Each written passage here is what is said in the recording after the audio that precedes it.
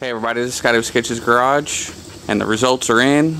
It was pretty much unanimous. Everybody wanted to go with the Powerglide with the tranny brake, so that's what we did. We're fixing to take it down the road and make sure we don't have a broke Powerglide.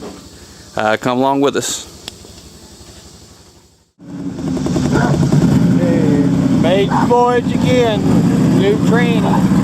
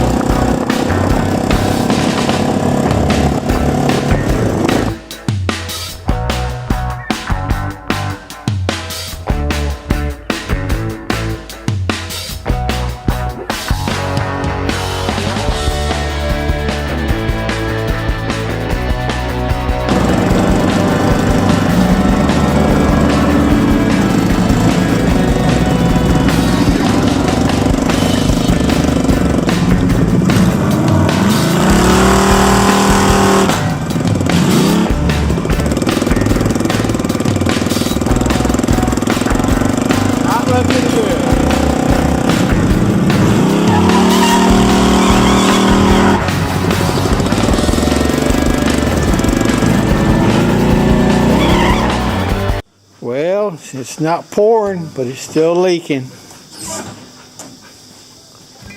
Got issues. Converter, pretty big.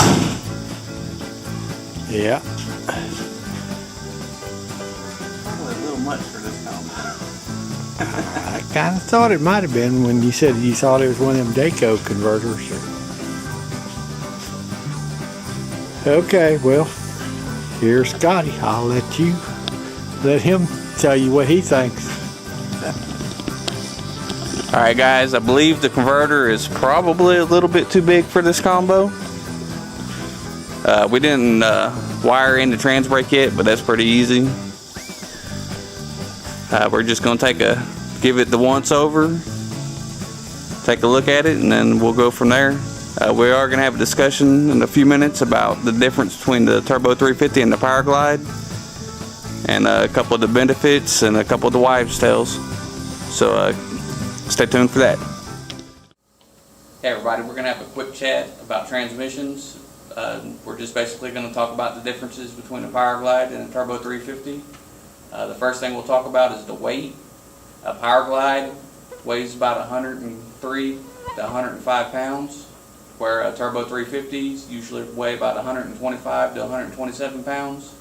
It just kind of depends on which bell housing you have on them and which transmission pan. The next thing is the gear ratios. Powerglides, if you got a V6 Powerglide, it's got a 182 first gear with a 10 second gear. Or if you got a V8 version, it's a 176 first gear with a 10 second gear. A Turbo 350 has a 252 first gear, a 152 second gear, and a 10 third gear. The old wives' tale is a Turbo 350 takes about 30 more horsepower to turn than a Powerglide. I've never had a car on a chassis dyno and changed the tube to know for a fact, but I do know most of the time in a higher horsepower application, you'll pick up going to a Powerglide over a Turbo 350. You can use a Turbo 350 400 converter in a Powerglide, but you got to change the input shaft. There's several companies that sell them. You change them out, and then you can use your 350 or 400 converter in your Powerglide. If not, you have to use a Powerglide converter. If you guys got any information out there about them and tips and tricks on them, let us know in the comments below, and thanks for watching.